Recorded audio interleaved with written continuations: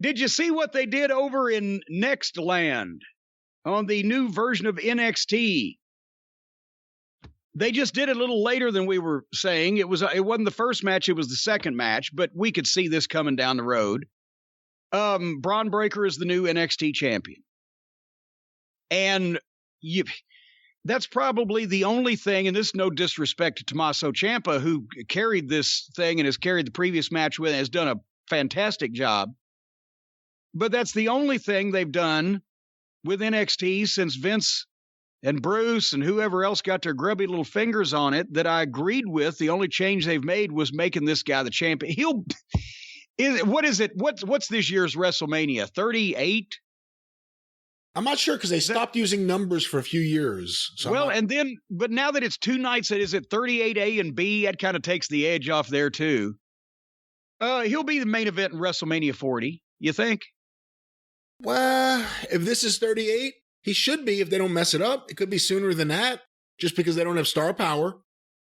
It could be a lot sooner than that. I mean, we'll see. Here's the other thing. If they go with Brock and Roman, and they may not, but if they go with Brock and Roman as the main event of one of the nights of WrestleMania, and they don't go the lazy route and make it a three-way with whoever wins the Royal Rumble, technically could the winner of the Royal Rumble challenge the NXT champ? Well, technically he could, but we'll get to that when we talk about the main WWE program. But I will say this ahead of time, a little tease. Brock Lesnar they need to figure out a way. Brock Lesnar doesn't need to figure out a way. I don't know if we want Brock figuring anything, but they need to figure out a way that Brock Lesnar blows into that Royal Rumble about another number 25 or so, eliminates about 8 or 10 people and wins the son of a bitch. And just to fucking have Roman Reigns' head explode. But nevertheless, I didn't watch the rest of the NXT program, but I feel some duty to tell you what you missed if you didn't watch this program. I saw the highlights of the Braun Breaker Tommaso Ciampa match. Yes, well, I mean, I'm for the public out there also. If you didn't watch that, and so many of you did not watch this program, I'm going to tell you why you didn't watch it. It was the New Year's Evil show, right? January the 4th, and they ripped off the Harvey Comics Hot Stuff the Little Devil, put him in the logo of New Year's Evil, right?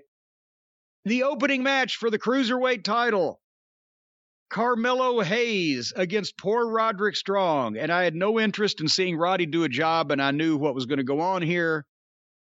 I skipped to try to get the finish just to see what they did. At one point, Roddy was allegedly trying to superplex Carmelo Hayes, right? But apparently the spot was going to be that Carmelo would block it in some fashion. And you've seen the deal where the guy on the turnbuckles picks the guy up that's trying to superplex him and plants him a belly splash in the ring, right? Instead, that's kind of a counter for that. Right, I've seen that. Well, apparently that's what they were going to do. But instead, old Carmelo went with Roddy. Instead of just dropping him, he went with him. And since Roddy's arm was still over his head, it turned him a front flip, and he almost landed on his head. It's hard to explain, but my God. And everybody, including Carmelo's friend Trick, he wasn't about this at all. They shit them so you could hear the people, oh, shit.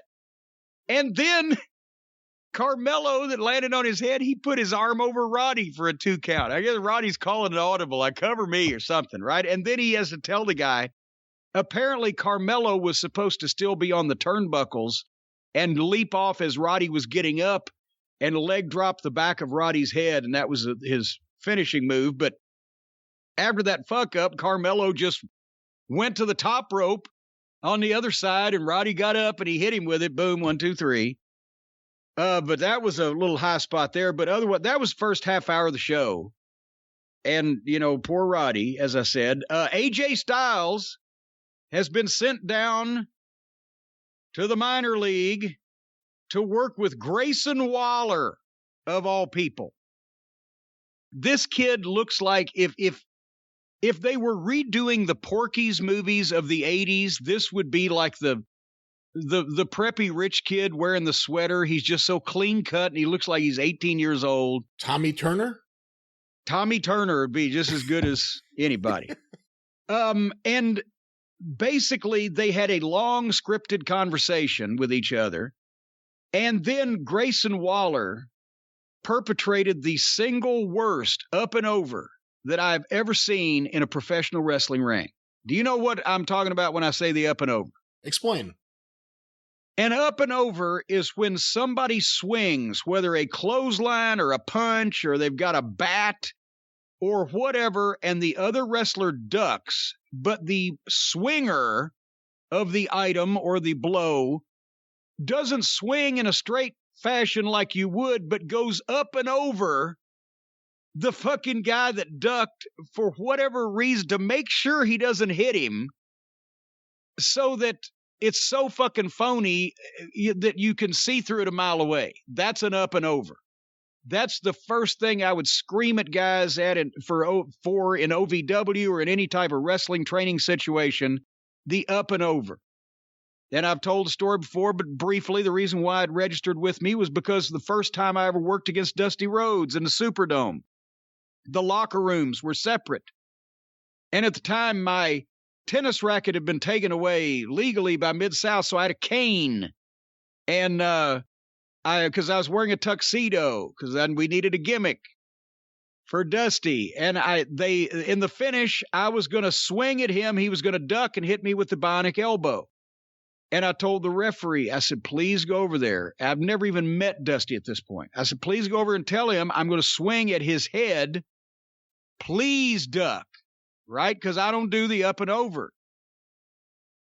And the message was relayed, and 6 months later, or whenever it was, actually it was longer than that I started working for Dusty. The first time I talked to him, he said, you're the kid who was going to knock out the dream in the Superdome. But the point is, so Grayson Waller, who's already taller than AJ, and AJ's, is he 5'9", or whatever? AJ's coming off the ropes, and Grayson Waller does an up and over. He wouldn't have hit Andre. And then they have the fight. I noticed that Grayson Waller has the physique of a really in-shape bellhop at a resort hotel in Orlando. But AJ came back and kicked Grayson Waller's ass, and Grayson Waller slunk off with his balls in his watch pocket. And so next week, that's the main event, AJ Styles and Grayson Waller. Now that there's so much heat on that, AJ really needs some revenge. Have you heard the big story? Walter is coming to NXT full-time. I did just hear that. What do you think about that?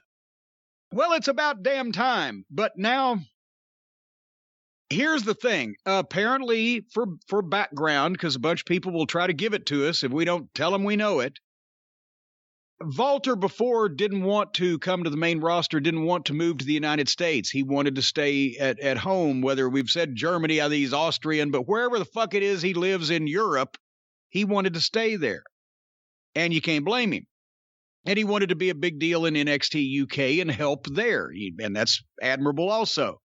But apparently, they say over the last couple of years, after COVID now I think he may have had, did he break up with somebody, or he's had a change in his life where he doesn't mind, testing the waters, moving to the United States. And so now, obviously, if they want NXT to be the place where you get guys ready for the main roster, that bodes well that they'll bring Walter to the main roster.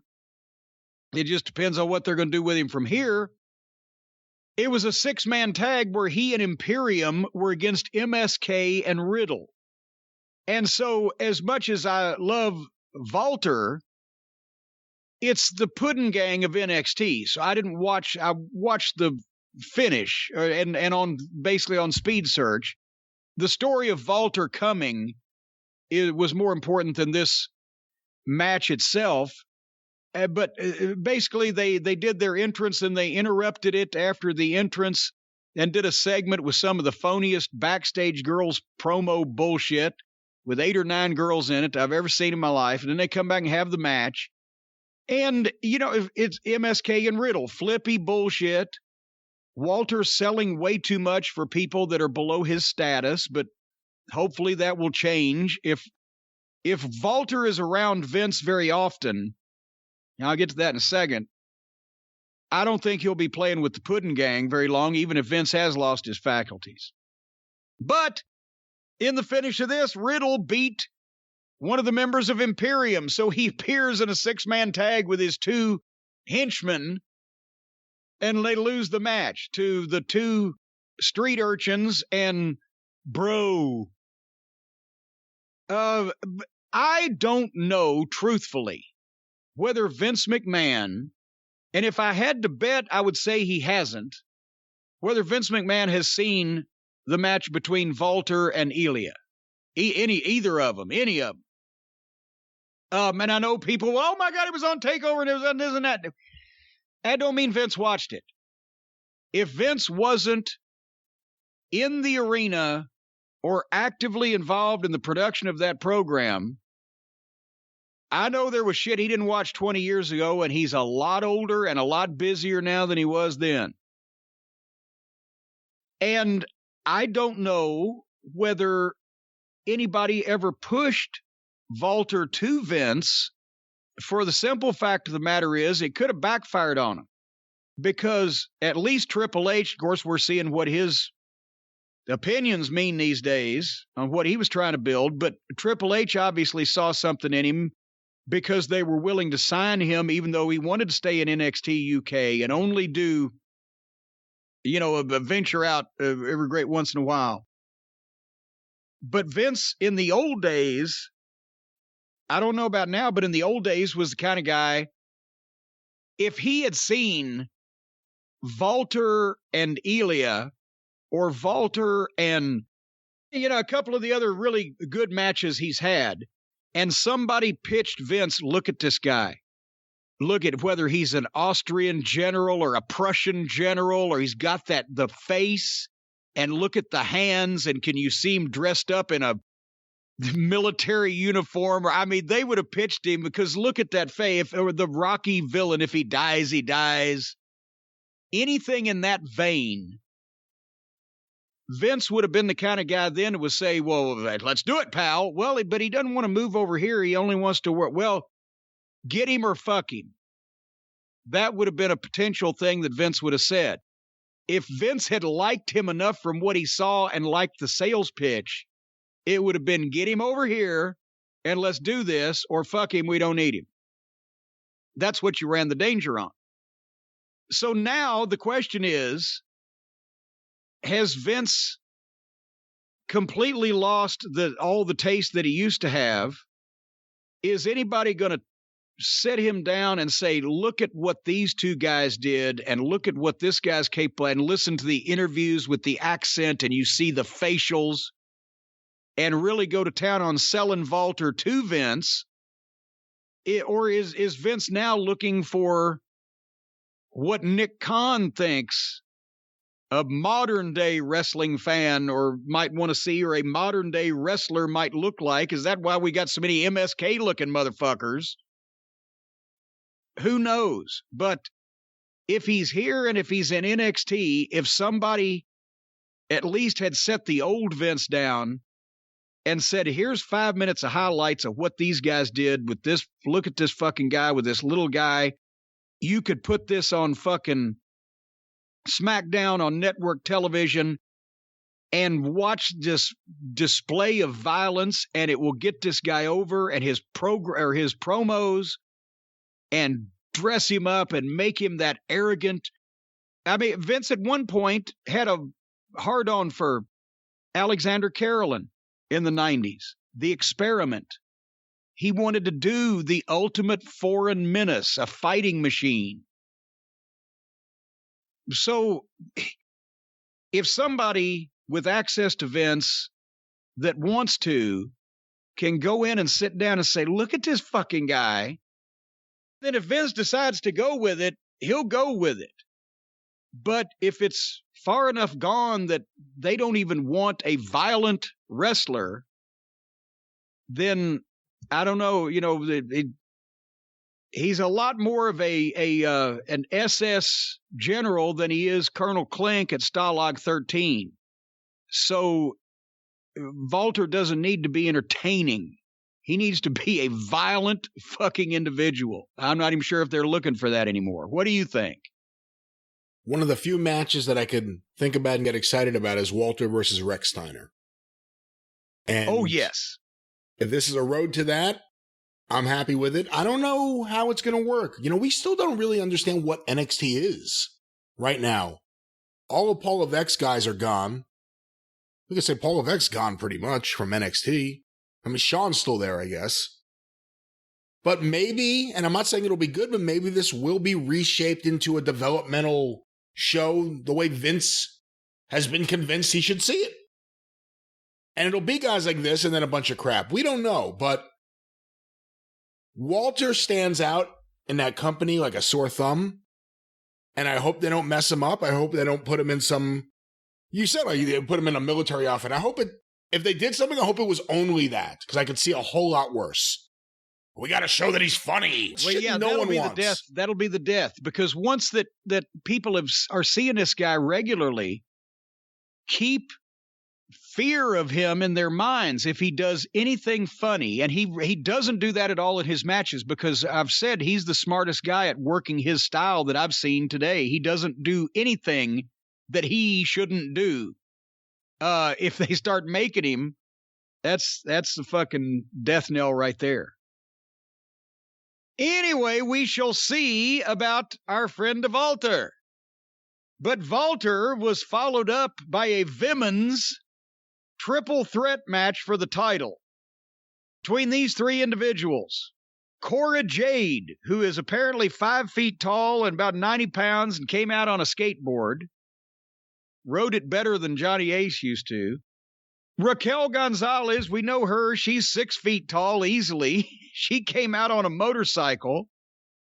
And one was too small and one was too big. Here came the one, Mandy Rose. She's just right. They flew her in a helicopter. They had to do that before the break because she had to get out of the helicopter and walk in the building. And then she got 2 entrances. Flew into the parking lot in a helicopter. Wait, you're serious? Well, yes. I thought you were joking. They really flew her in a helicopter? Yes, Cora Jade comes out on a skateboard because she's supposed to be the idol of all the little girls out there between whatever fucking ages that those little girls are between. And Raquel Gonzalez is the female Magnum TA, and she came out on a motorcycle, but Mandy Rose is the big star.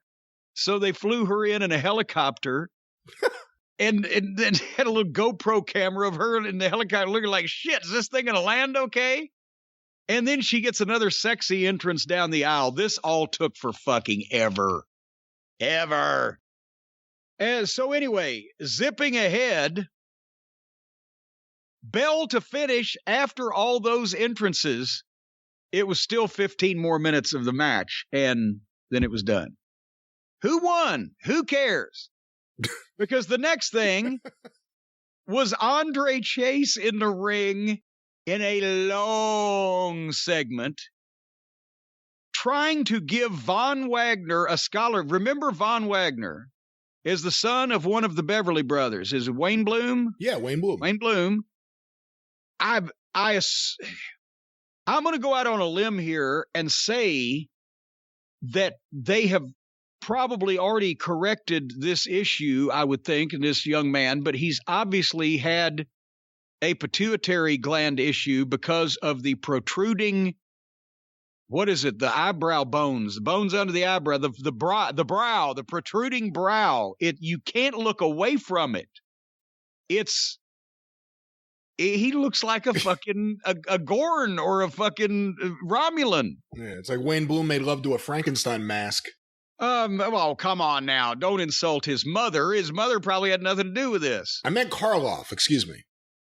But anyway, so Andre Chase, who's a heel, was out there to give Von Wagner a scholarship in Chase University, but Von Wagner's a heel, and Von Wagner beat him up after this promo. He's in no way ready to speak on TV because he's reciting it, and there's no emotion, and you can tell he's not comfortable with his facial expression. But with his size and with that face, and if he grows into talking like right now, he sounds like Rick Rude talking in 1980 fucking 3.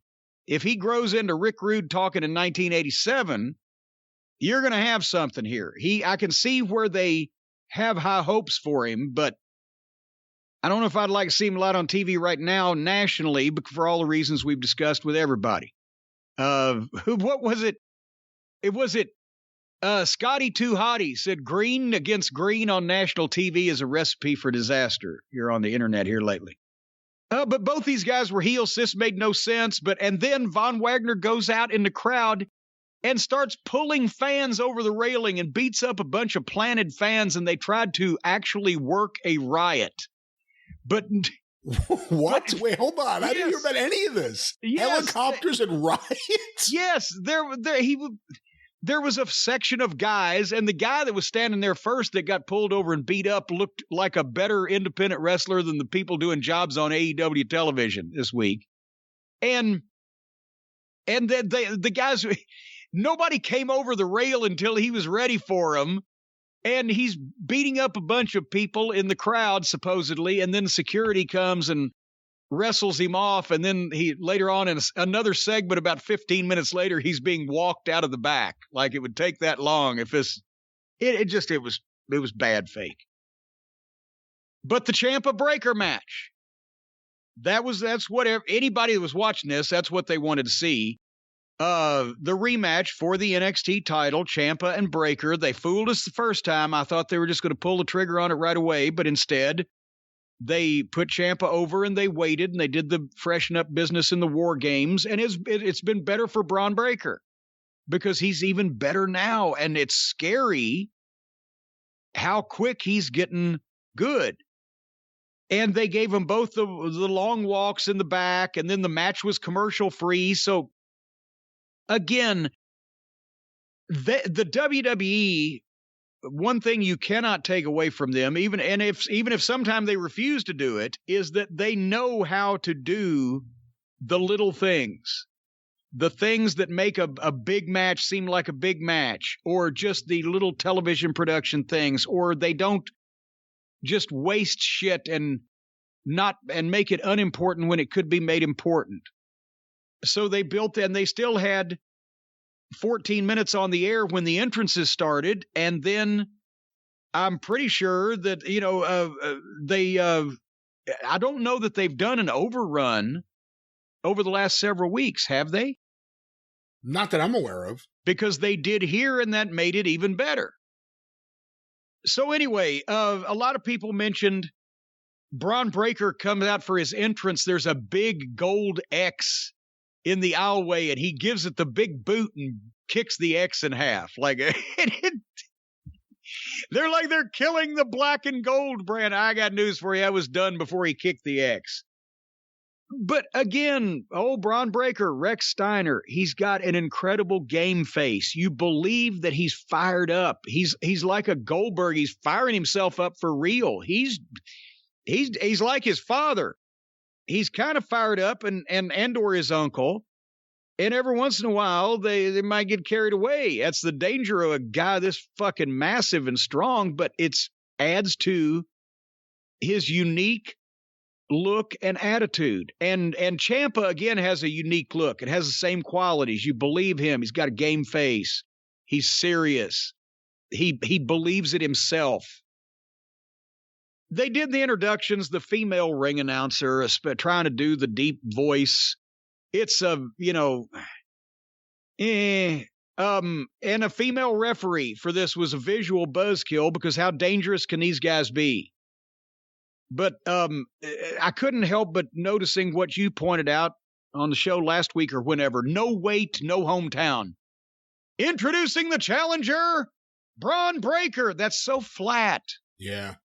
It's not only not sporting like, it's not even, I'm not saying you got to announce everybody like the fucking guy in A Knight's Tale doing the carnival barking for the fucking Coliseum crowd. But you build it up, build your champion and your challenger up a little bit of that 200 and whatever pounds from the great state of confusion, whatever.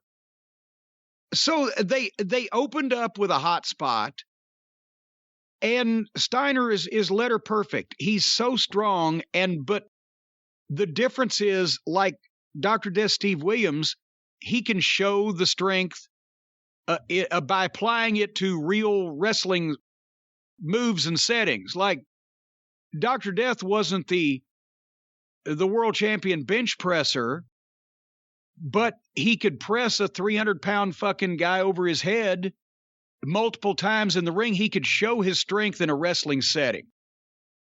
So, Steiner's the same way, and you can see that Ciampa's leading this, but Steiner knows how and how much to sell shit. He doesn't oversell everything or sell everything the same amount. He's there for everything in the right place. The match made sense. They had a good pace. At one point, I don't know if you saw in the highlights, Steiner catches Ciampa. Ciampa was going for a Thez press, and Steiner caught it and just spun him into a spine buster. And a big move and perfect. And, Ciampa's doing the little subtle heel things, like when, he'll nut Braun Breaker or Steiner on the rope or on the top rope or whatever, and stay on him, but then he'll let Steiner come out and hit another one of these fucking things. He hit another spine buster and a standing moonsault. And I was going to say, wow, that form on the standing moonsault was perfect. Poor old Red Velvet ought to take notes of that. But then apparently, when he came down with that moonsault, he busted Ciampa's eyebrow open with apparently his elbow, because that's the only thing could have been, because Ciampa start bleeding moments later. And then Ciampa has those knee lifts and pulls his pad down, and it looks like he's laying them in. It's not like those sissy, fucking skippy, dippy video game knees that Olivier and the Hardley boys do. This looks like a man trying to fucking knee you in the face. And they go into the overrun. They're trading in the middle. Steiner came out with a Frankensteiner, and they called it that. Crowd was barking in some places. Did you see the part where Steiner went for his press into the power slam, and Ciampa came out of it and countered it into the Widow's Bell, where he had Steiner draped over the ropes? Yes, I did see that. And Steiner positioned himself perfectly, going into that on the fly, on the move. Then the half crab, the rope break. Ciampa pulls the floor pad up and exposes the floor, so he's going to do some damage. But what a bump. Steiner Alabama slammed Ciampa like Bob Holly used to on the announce desk, and it exploded perfectly. And Ciampa bounced up and landed in a sitting position and then fell back again. You couldn't do that again in a million years. Let me stop you. That was one of the most impressive looking, and it was filmed or was shot perfectly. Yeah. The way Ciampa hit that thing, it was amazing. That was so impressive. And he sold it and he had to go with it. But that, because when something like that happens and you can tell that, well, that was perfect and I really had nothing to do with it because I had no control over the shit that I had no control over, he just landed and went with it. He knew it was great. Anyway, Steiner hit his finish, but Ciampa got the ropes at the 2 count and broke it up. And at that point, I wrote, this is incredible. For a guy, somebody said that Steiner has just had, this would be his 12th match. I think somebody said in front of people. And so I've missed a few of those, but for a guy with 50 matches, this is just insane. Or even more. So Ciampa nuts Steiner again with the rope and hit 3 of those knee lifts and hit a pedigree and got a 2 count. And they call it something else besides the pedigree, and then suddenly Steiner comes out from under. Ciampa takes a bump. Steiner hits the bulldog off the top rope, just like his dad. Steiner recliner, just like his uncle. Tommaso taps out. And again, by both guys. But especially this fucking guy is a freak to have that few matches and be able to do this and get through that. And in that fashion he's got everything so far, except we'll find out if he's got the right kind of creative behind him, and that's not his fault. We'll see what happens. It was interesting, too, that he's always worn really colorful outfits in the past, and this time it was all black. Yeah, I mean, also you got to think about it. When he was doing that, was not tie-dyed, but just that psychedelic thing, he blends in with the background and the logos and everything. If you're wearing black now, you will stand out from the background instead of the other way around. Used to, if you were black, you blended in. Now the only thing that stands out from the rest of that whole set is black. I imagine they'll play with it a little bit and see what he looks best in and feels most comfortable, but I just hope they remember, even if this is a developmental program, he's still on national TV. So, again, he looks like he can handle whatever as long as it's serious and in a creative fashion. Same thing as Walter. They can't have this guy doing ha-ha. And a lot of people will call, well, his dad was doing it, in the varsity club, the dog-faced gremlin, and he had a fucking imaginary friend and etc. For one thing, there was a lot less ha-ha back then, so it stood out as different instead of more of the same ha-ha. And it took a lot of people seriously back then. So you could be different by doing that. Now nobody's being taken seriously, so the way to be different is to be taken seriously. And for a guy in this day and age that looks like that has this much talent, he just doesn't need to be doing silly shit to show that he's entertaining. Where else you going to look at this guy's facials, the way he fires himself up and he gets pumped up. And every time you hear him cut a promo, he's got that Steiner whine to him. He's entertaining just like he is. Where are you going to see somebody else like this? Anybody can fucking imitate Benny Hill. Although it didn't air, did you see Rick Steiner was there and he celebrated in the ring with his son after the event? Yes, it was on Twitter. Yeah. Yes. And I mean, did they put? No, they didn't put him in the Hall of Fame. They're not happy with Scott. But why? I don't understand why they're not telling that story from the start to get people behind him even more than they already would be. They're not hiding it, but they're not saying it, which is an odd thing. Actually, it's an odd thing for anybody to be able to talk Vince and to be neutral about anything. He wants to go full bore with whatever the fuck he wants to go full bore with. So they won't come out and admit it, but they know everybody knows it, and they will give the wink, wink, nod, nod little clues. The recliner and the dog barking and the dog-faced gremlin and the everything else. So what do you think the fucking issue is? I'm not exactly sure, but you bring up Von Wagner earlier. They give these guys stupid names, and here you have someone who's ready to go from everything we've seen, and he has a dumb name, and right now is the time. Just make the change right now. It'll benefit everyone. Because in 2 months, Braun Breaker would be forgotten, and they'd be calling him Steiner.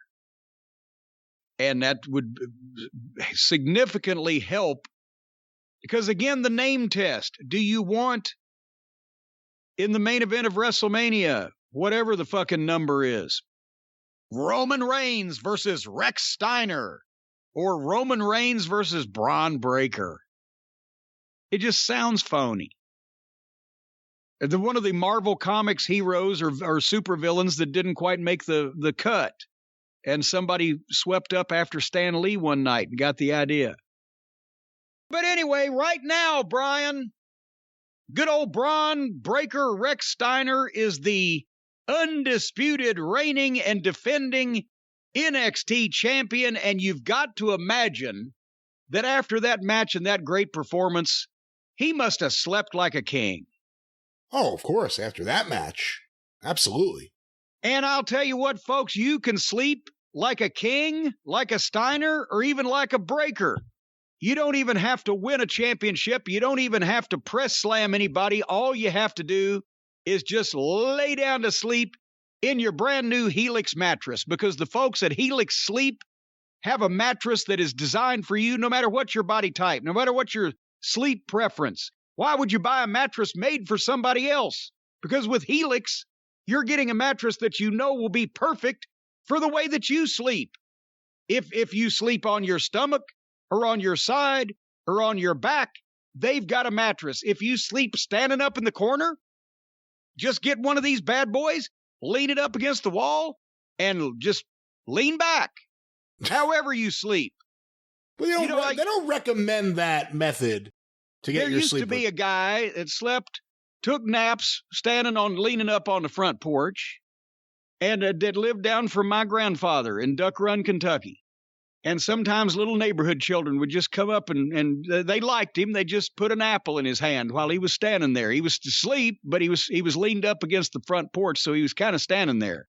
If you didn't look too close, you'd think that he was just standing there, but really he was asleep. Anyway, Helix knows that everybody's unique, so you get on the helixsleep.com site and you take a 2-minute quiz because they've got the soft, the medium, and the firm mattresses, cool-down mattresses for spinal alignment. If your spine's aligned, they'll give it a twist anyway, just to make sure. All these mattresses, you take the quiz, they match you up to the perfect one for your body type and preferences, and then they send it right to your home. It comes shipped for free in a box, and the imaginary magical unboxing process is easy and quick. You don't need 2 or 3 people to lug this thing around. It springs to life, but not in a dangerous way. It won't put your eye out. And then it's got a 10-year warranty, and you get to try it out for 100 nights risk-free. There will be absolutely no risk. When you're on the Helix mattress, they warranty and guarantee that you are free of risk. You can't die. You can't be killed.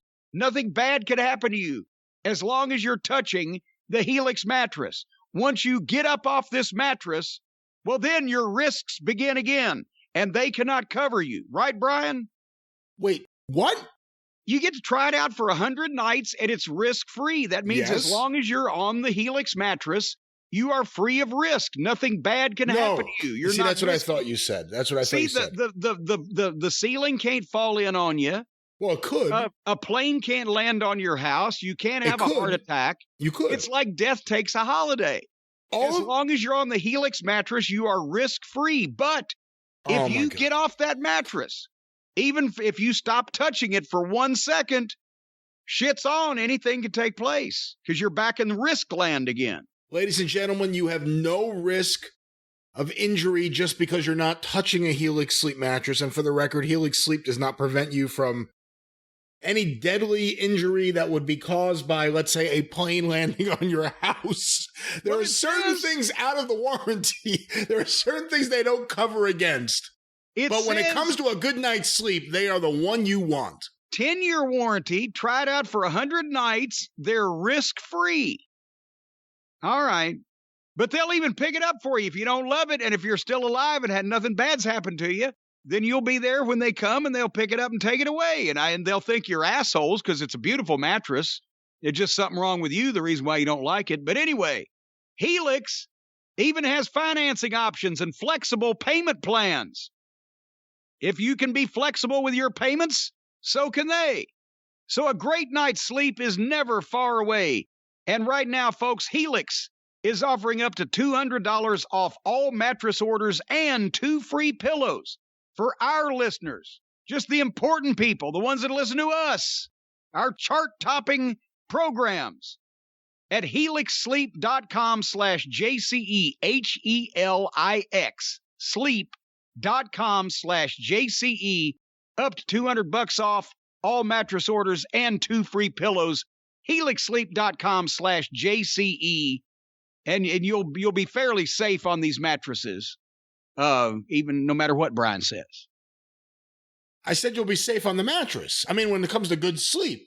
Well, you said they won't be risk-free. They might still have a heart attack, brain aneurysm. Some type of, maybe a pile up on the parkway will land in their living room. I get you said that the Helix Sleep mattress can't protect them from everybody, even though it's risk-free. So I'm trying to leave these options open. HelixSleep.com/JCE.